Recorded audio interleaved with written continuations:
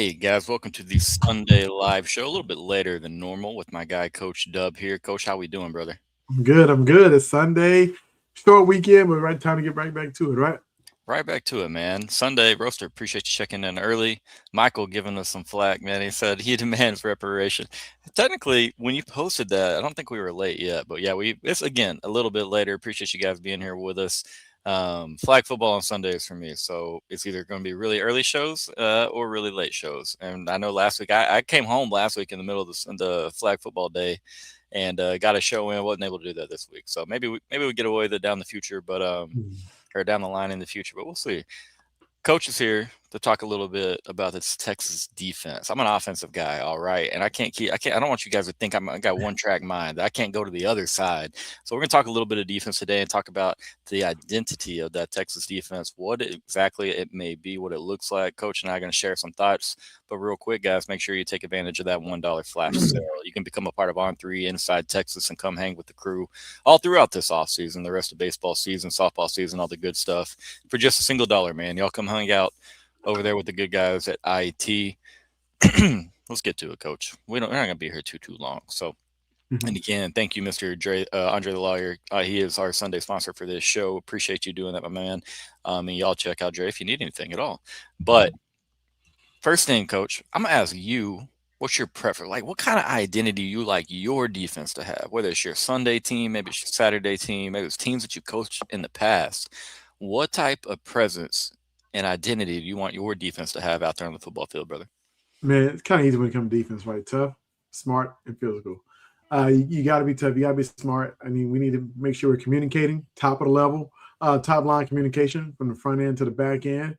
And you got to be physical. Like, you got to set the tone. You got to set the presence on defense. That's where you win games at, right? If you're hitting the offense, you always go back to the Seattle Seahawks and Denver Broncos Super Bowl. Like, they set the tone in that game, right? I mean, so defense is everything. And so it doesn't have to be an aggressive style blitzing defense. I'm not saying I'm a safe guy as far as, I'm going to play prevent, three high, deep, or whatever. But whatever is needed for that week, I'm a versatile guy when it comes to defense. So if I need to blitz more that week, I'm going to blitz more. If I see they got an offensive line that can't protect, well, I'm coming after you, right? Or if I feel like you got some weapons on the outside that can take advantage of us, maybe I'm going to play a little more cover. So it really just depends.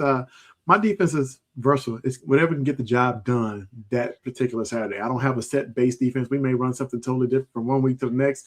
It's going to be game plan specific every single week. I'm trying to confuse the offensive coordinator every single week. So that's kind of my defense. It's really different. It's a lot. It would be a lot to install, but at the same time, like I'm not going to give you the same look twice. So yeah. Hey, versatility, multiplicity, like some of the trademarks of a Coach Dub defense there. No, I get it, man. Like, and again, the things you said at the very beginning, like that kind of made the hair stand up on the back of my neck. You got to be intense. You got to be physical. You got to be smart. You know what I mean? You can't beat yourself. Think about the Ohio State game last year. Texas extends an Ohio State drive with a couple of third down penalties. That drive turns into 7 points for Ohio State, their first score of the day. Texas loses that game ultimately by 7 points, and hey, you're kept out of the college football playoff. So when you're playing the type of schedule Texas is going to play, man, the margin for error, it's just so very slim. And so you can't beat yourself, man. We see Texas do it on the offensive side of the ball. Maybe not beat ourselves with penalties, but we sure damn well don't help. Too many false start penalties, holding penalties, etc. But yeah, I'm the same way with you, Coach. It is going to be a lot to install. You know what I mean? You're going to go in there and you're going to have a ton of different looks. You're going to be able to disguise coverages. And if you're going to run, like you're saying, you're going to run so many different looks that you're rarely or never running the same look twice. It's going to put in a lot of work. So, hey, can college kids learn that? Hey, absolutely. These kids are smarter than ever, man. And they've been learning even more complex systems at the high school level than ever before. And so, again, shout out Texas high school football coaches, other high school football coaches doing a great job with these kiddos. But yeah, man, so do you expect that from Coach Will Muschamp? Like, we know about the intensity. I don't think physicality is going to be an issue. What are some other trademarks that you see Will Muschamp installing, just having his fingerprints on with this Texas defense? I think you see, a lot more press man from the corners or within 5 yards. I think you'll see more guys at the line of scrimmage. They may show 6 or 7 at the line. They may give you the double mug look. They may give you overload. They give you an overload look where they got like 5 to one side of the center, right, and 2 backside. Like, you just never know how it may line up front. Just just give the offensive line and the running backs a different look and the quarterback a different look up front where you mess up their ID checks when they're trying to identify who's coming, who's dropping, who do I have. It can get pretty confusing. And so I think he'll give like an offensive line and the quarterback, they're going to use all the play clock just trying to get their checks. And when you do that and getting them audible late, sometimes you get somebody a false start, miscommunications, how you get a sack, interception, tackle for loss, whatever the case. I think he's going to give different looks as guys get comfortable and show that they can play. I think he'll give them more and more each week. But I think he's going to see a ton of things. I think you'll see some safeties low, maybe second level where the linebackers are, then drop back out. Like I think he can play mind games, right? Because you got the talent to do it. Just can they execute? So I think Muschamp is going to just try to confuse some guys and just give a whole bunch of different looks. Love it, man. Because again, and this is not, we continue to talk about the last regime, or at least, PK and things he did. It's just part of it. We're not knocking the guy or not slandering the guy when we talk about the differences from Muschamp to PK or anything like that. But you didn't see a lot of teams. I mean, we knew what Texas was going to do. What you saw is what you got with the Texas defense in the past. There was no type of like very, very well designed disguises to just have quarterbacks and these O-lines and these play callers just heads rattling, And again, there's a lot of different ways to skin a cat, Coach. Texas still had some good defenses under Coach PK. But I like a little bit of aggression, bro. I like the double mugs. I like sending a corner blitz. You know what I mean? And it's all the purpose. You're creating chaos. You're making the play caller work a little differently. You're working a quarterback think a little bit differently. You're making this offensive line potentially hesitate a little bit more, making sure that they're correct in their blocking assignments. Well, now all of a sudden the running back, his job is picking up in pass protection is a little bit more difficult too. I'm a big double mug guy, Coach. You put me on Madden, I'm a double mug you to death. I'm just saying, I'm gonna run it out there a ton. If we ever line up and get on the sticks. But if if Muschamp is bringing over something from Georgia that maybe is the most noticeable, obvious difference from Coach PK, what is it to you, Coach? I would say it's double mug or your penny front, or what we like to call old school 50 front. Like, yep. The old school 50 front still works. We saw Bill Belichick run it, like all that. Nick Saban ran it. Like you can tell it's coming down from Kirby. Everybody's running it, right? And so it's the old school 50 front, man. Get your big nose tackle who right over the center. Get your two threes, and then you got your wide sevens or whatever else. Like that's what you do, right? And if those guys on the outside athletic, they can drop. So you never know if they're coming or not. And they're big enough to stop the run and contain on the edge. So it all boils down to what kind of players you have and can they execute honestly at the end of the day. Well, that's what scheme you're going to run. But I think he may bring that over. I feel like you have the bodies to do so. And then you definitely got the secondary where you feel like, you can do anything else. But if you got guys who can cover on the island on the outside, it makes the defense a whole lot easier to call, man. Yeah, that's a big thing, man. If you got guys that can, whether it be cover 2, cover 3, cover 4, you're playing match, whatever you're doing, whatever scheme, man, obviously, you can lock up on the outside. Everything just becomes so much easier. I mean, like I'm parroting Coach. Everything schematically becomes so much easier. Everything that you want to accomplish. Does Coach, in your eyes, does Texas have the guys on the outside to be able to do some of the things that Coach Muschamp wants to do? Absolutely, man. I think you can go maybe to third string corners, and they can. I don't think it's as much of a drop off, honestly, right? And some of those guys are young, but they can play like a Samari Matthews who can step in and he can play. Here's the thing: when you play aggressive, right, you may not have safety help. You may get beat. Does Muschamp and those guys stay in that aggressive style of defense if they're getting beat deep, right? Because the caveat of it is you're going to give up some explosives, right? When you play a lot of tight man coverage, you're going to get beat in the line, right? You're going to face somebody who's like, man, he's good, right? And so, do you stay in this attacking style defense? So they're like, okay, we got to go back safe. Give me 2 safeties in the back. We're not going to give up anything behind us anymore, right? I want to see that because that's going to be the biggest test, right? Because mentally. Did you let that play go in the rearview mirror? All right, next one. You got me on that rep. Cool. All right, I'm bouncing back. I got you next rep. Or does it affect you snap to snap throughout the game? Like, man, I'm worried. Now you're playing off again and you're not pressing because you're afraid to get beat. I want to see how the guys handle things mentally. That's going to be the key because I don't care who you are, how good of a DB are you, how good your technique is, whatever the case. When you get beat, it's in the back of your mind, right? And it takes a different type of dude to step back up there and say, I know I don't have safety help, but I'm locking you down today. And so can those guys do that? We'll see if they can do it over the course of a game. You got to look at the teams that we faced throughout the season and see what kind of receivers they have. I know I can name a few from Ole Miss, Tennessee, LSU. You know what I mean? That I can give us the blues when it comes to that. So, I don't know. We'll see. Josh Heupel, Lane Kiffin, I mean, they can dial up a man beater, coach. It's going to happen. You're going to lose a rep or two. It's going to happen, man. And again, there's going to be some really talented wide receivers, some really talented play callers that Texas is lined up against throughout this 2026 season, man. So we'll get more. I got a very important question I do have to ask Coach, but I'm going to go ahead and hear. We're all going to hear from Andre the lawyer first, and then I'll ask that real important question for Coach. Texans know when you're injured, there's one name that gets results: Andre the lawyer.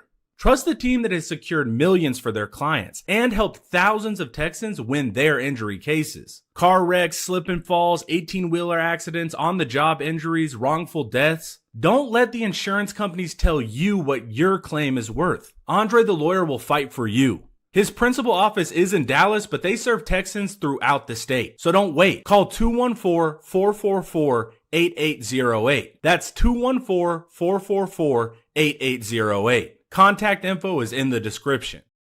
All righty, guys, keeping it rolling here. Got about another maybe 9 or 10 minutes so with Coach Dub on this fine Sunday. Coach, very important question. Texas in this defense, they're going to thump. They can get up there and when I think about a Kirby Smart defense, I mean, it's borderline a little intimidating, man. I mean, like, they're going to go out and they're going to play snug. They're going to thump you, and you know damn well not any single yard really is going to come super easy in that game. So, hey, is Texas ready to play to the physicality that Will Muschamp is going to demand? I mean, we're about to see, right? And look, on paper, we got the guys that can do it. You watch some little spring practice and everything, all the reports that you heard. It sounds like they can, but you never really know until they get out there and face somebody else who's the opposition who's going to come at them. They're not going to say, hey, they're not going to respect your last name. They're not going to respect the logo inside your helmet or across your shirt. I'm coming here to destroy you. So Yep. We'll find out. I think, you look at the SEC, look at Kirby Smart's teams. Ole Miss, they weren't afraid of Georgia. They put points up on them. Tennessee, not afraid of Georgia. They put points. Alabama, like, we see it, right? They're going to face teams who are not afraid to punch back. They're not going to lay down just because you're Texas. So I want to see, can we impose our will defensively on teams, or will teams punch back? What do we do when somebody decides to stand up and punch us back? That's gonna be real, real key. I know you mentioned like double mug. Like, there's so many ways to beat double mug. You can motion somebody, confuse it. I may run trap on you because now you're shooting a field out trap right up on you. Like, there's so many ways to beat double mug. Like, I'm over here. I know I'm a defensive guy, but man, being on offense at UNLV and seeing things from a different perspective, like, oh man, there's always a way to beat a defense, right? And so please be aggressive because I got so many ways to counter that. But yeah, look, at the end of the day, it's just limited plays. If somebody catches the ball, no extra yards after the catch. No big explosive runs, right? And I think that's going to be the key for this defense. But I want to see if we can impose our will and just choke people out, honestly. I know that may sound crazy, but that's what we call it. Like, when you're up on somebody, choke them out, finish them. It's over. Can we do that on defense this year? That's going to be very, very key. Sound like me talking to my little pre-K kinder guys today at flag football. All right, we box them in. We set the head. No, yeah, that's the big thing, man. I think that Texas can get to that physicality. Can they do so from the jump early in this season? You know what I mean? And can they be ready for Ohio State? Can you be ready for an onslaught of points from a really well-scripted Tennessee team? You know what I mean? Like, teams are going to score on Texas. Yes. For one, Texas is going to be a little more physical. For two, a little more aggressive, okay? And by nature, as you just said, you're going to give up some points. You're blitzing a little more. You're playing man coverage a little more. You're playing single high safety some. You're going to get beat at times. It's going to happen. Like Coach just said, you saw Tennessee put up 40 last year at Neyland Stadium against Kirby Smart. Didn't win the game. Scored 40. You've seen Ole Miss do the same thing. Scored almost 40 last year. You know what I mean? Like, they're not going to be scared. Things are going to take their shot, and they're going to land some, against Texas. Really curious to see, though. That's my big thing.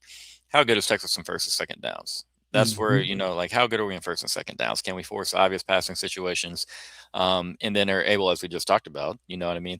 Being in an obvious passing situation, it's just the game becomes so much easier to handle as a defensive coordinator. And real quick, you're a defensive guy. I'm an offensive guy. And I kind of just got the feeling, Coach, that you think you could go to the offensive side of the ball and be very successful. I definitely feel that way about myself with the defensive side. I think that's just a coaching thing, bro. You know what I mean? You look at it like you're saying, you see it from a different perspective, and you're like, I could go over there, I could do this, and this would work. And I know that. Real quick, we're going to go to a couple questions from our commenters. Mr. Michael, appreciate your commenting, brother. Muschamp deal that the safeties are doing everything. Coach, you need him to clarify his question there, I don't know if he says getting everybody lined up, or they're pretty much, or they the playmakers and the key playmakers in the back end. It depends on what coverage they're playing. If they're playing match quarters, those safeties, they do a lot. If you look at Georgia safeties, most of them they're protecting. Yeah. Right. When they're not protecting, then they're playing like robber. They may run double robber or take away the middle of the field, the crosses, the slants, and posts. But I wouldn't say safeties are doing everything. I think linebackers do more than anything in this defense. If you ask me, because they're blitzing, they're stopping the run, they're covering a lot of ground. Yep. But they also got to play the passing lanes, and these linebackers, you got to be able to play. Got to be really, really good at linebacker playing this system. So I would say the linebackers are the ones doing everything in this defense versus safeties. Yeah, I would definitely feel like overall responsibility, in this defense more on their plate. Good comment there, Coach. Joshy, this is an insane comment to make. If you hang out on Twitter, you'll know that's an insane comment to make. Rob, appreciate you being here, brother. Still concerned about the physicality of the O-line. We watched the Michigan game or bowl game. Reminder that they lack physicality to get 1 yard on an important third. That's all of us, bro. It's all of us. How much more physical is Texas's O-line? How much nastier at the point of attack are they going to be? These are things that we will not know until probably Ohio State comes to town. Okay. And no disrespect to my guy, GJ Kinney, and those fighting Bobcats at Texas State. I expect Texas to move bodies around a little bit in that game. When Ohio State comes to town, I think you get a little better understanding of exactly where we're at with that, Robert. Great question. I really wish we knew the answer to that. Yeah, I guess time will tell. Coach, any comments on that before we go to the next? I think your boy GJ is going to say, you know what? Let's look at last year. Sam Houston, did anybody move the ball that was like group of 5 teams did? Hey, look, the offensive line really didn't move UTEP around, right? So maybe they got some confidence. Like, you know what? Outside of Gooseby, do we fear anybody up front that feel like they can move us? Me personally, if I'm coaching for Texas State, and I don't fear Gooseby, but I'm like, y'all can win 1-on-1 versus everybody else. That's my mentality, right? Yep. I mean, so much of big bodies. We lifted weights in the offseason. We got better offseason. It's just man on man when it comes to the trenches. I'm not afraid of Texas. There's a good chance you're going to be we'll see.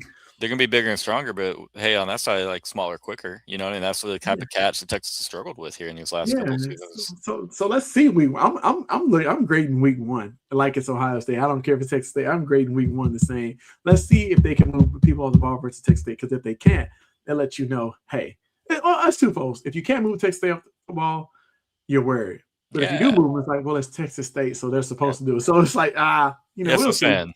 That's the thing. The only news you get from that, if you get any like definitive like news or feeling about this online, it can't be a good one. You know what I mean? Because you do it, you play well, you run the ball well, you create holes, you protect the quarterback, you get to the second and third level in the running game.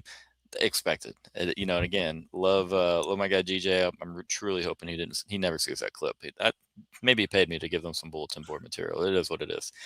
Serious question here from Joshy. Always serious when Joshy pops in the chat. Are we confident with Derek Williams, or do we think Phil Sami or Jordan Johnson-Rubel will push? Coach, I'll let you hit that one first, brother. Derek Williams, he looked really, really good out there moving around that knee. I think I don't know if we're gonna get the Derek Williams we saw 2 years ago before injury or a year before.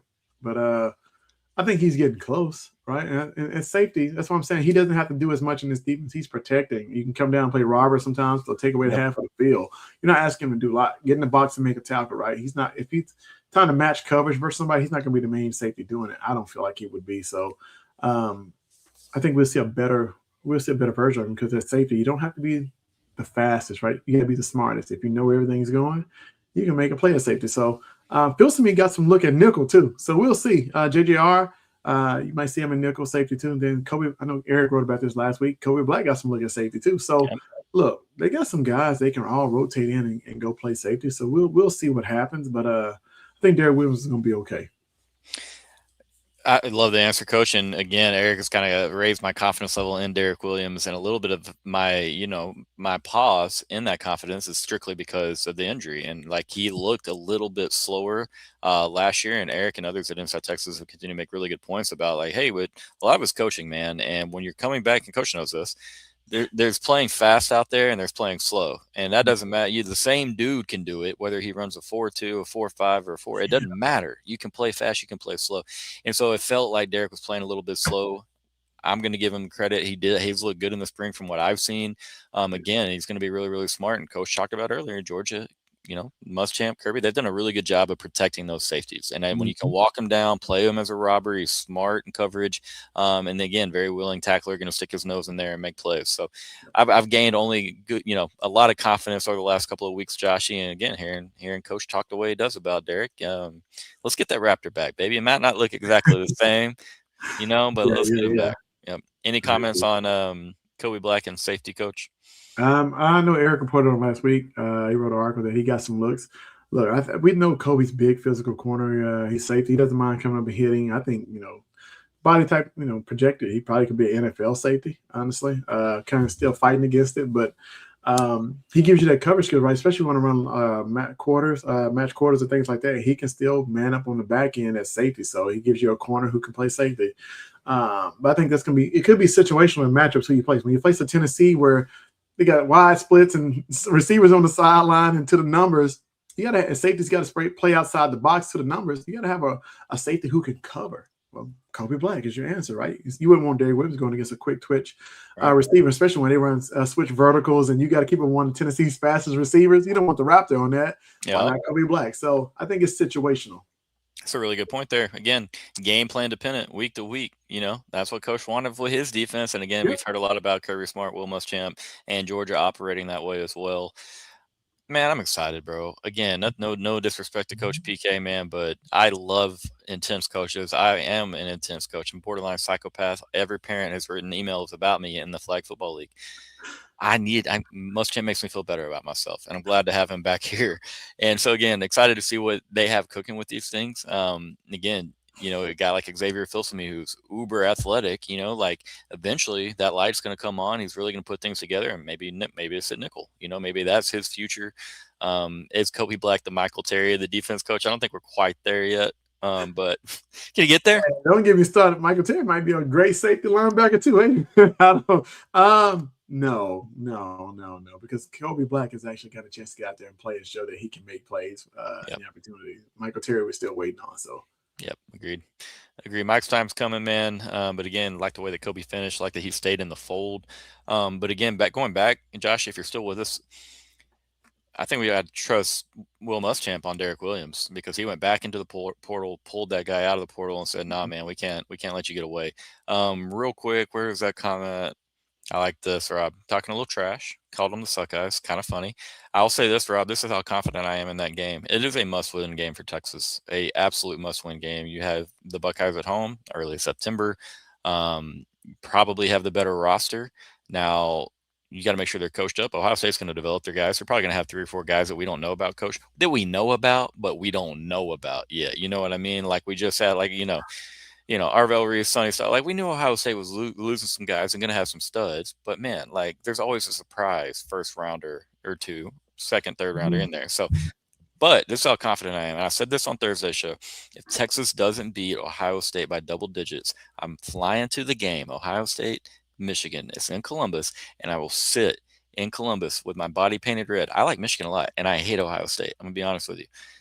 I'm confident Texas is about to – they're rolling the Buckeyes, all right? And, again, it's not anything about, oh, you're just a fan. It's not about that.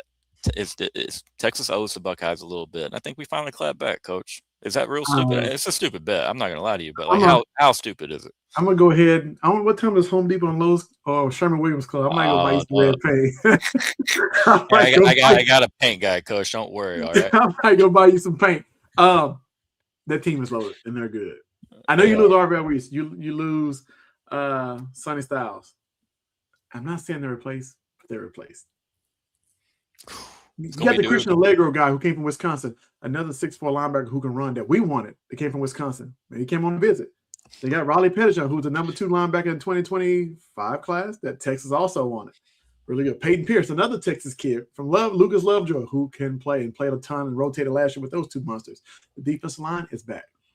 You lose Caleb Downs. Oh, I just go get Earl Little, who had a phenomenal season here at Florida State. Now he's back there communicating. You got Jermaine Matthews, who we saw shut down a ton of people last year at corner. Oh, who's the other corner? Devin Sanchez from North Shore, who's getting better every day going against Jeremiah Smith. Coach, you make me feel real bad about my wager. I'm just letting you know. They got a nickel. They got a very good nickel. And I forgot his name, man. But they're loaded in the secondary. They're loaded on defense. They're always loaded. it's crazy, man. We got. I wrote an article on it. We got Jermaine Bishop. They got Legend Bay. When you talking about two most explosive freshmen in the entire country, those two are going to battle. Yep. Both of them get the ball and go to the house. They'll both see the ball in that game. Absolutely. Their running back room is loaded. You look at their receiving room. I'm taking Ohio State's receiver room on Texas. And I know that may sound, we got Cam Coleman. No. You need to go check out that receiver room over there. Hey, look, it's going to come down to the guys with the headset, the ones that look like yours that you got on right now. It's going to come down to the guy with the headset. Yep. Can you outcoach the other guy? Because the playmakers are there. You know, and so we'll see. It's going to be a good game. Well, in Sark, Joshy Manning, and I trust, baby. It's time to get it. Time to get it, Coach. Man, you got my confidence low right there, man. Let's stop rattling names off. Bengals polo, unfortunately, I don't like to represent the state of Ohio. I'm gonna be honest with you. I'm not a hater. I prefer Michigan. But yeah, flag football, unfortunately, we are the Bengals, and so got to hold it down. It could be worse, though, man. We were the actual Buckeyes last spring, so I had to roll out there with the Buckeyes every week across my chest. Like that hurt a little bit. Yeah. Months after they beat us in the Cotton Bowl. So yeah, got some disdain for the old Buckeyes. Respect the program. Coach, it's our time, and it's going to be by double digits. I'm just saying. Okay. It's happening. All right, Coach, we'll let you out of here, man. I really appreciate all you guys in the comments, keeping it fun and enjoying or allowing us to enjoy your banter and asking some comments, keep the show going a little bit. But yeah, no, I appreciate it, man. Y'all make the show. Thank you again, Dre the Lawyer, for sponsoring today's episode. Definitely hope to see you guys over on the boards at InsideTexas.com. You're going to have all the content all week long, plenty of articles. Come on with it, Coach says. Coach, my brother, thank you. Always fun, my man. Until next time, guys, we'll see you on Inside Texas. Thanks for watching.